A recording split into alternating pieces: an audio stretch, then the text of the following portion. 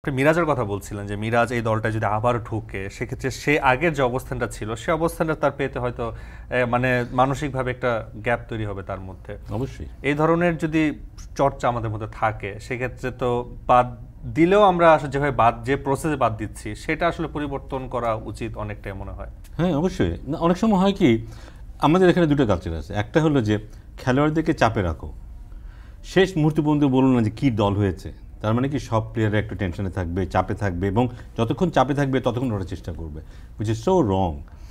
খেলোয়াড়দেরকে respect করা উচিত এবং খেলোয়াড়দেরও উচিত সেই রেসপেক্টটাকে রিটার্ন দেওয়াটা। এই যে জাকের আলীর একটা ইন্টারভিউ দেখলাম কয়েকদিন আগে, যেই মুহূর্তে আমি জানলাম যে আমি জাতীয় দলে আছি সেই মুহূর্তে থেকে আমি প্ল্যান করা শুরু করলাম যে আমি কোথায় কার সাথে খেলা, আমি কার সাথে কী খেলবো। এর মানে কি, আমি যদি কনফার্ম না হই আমার ওই চিন্তাটা শুরুই হবে না।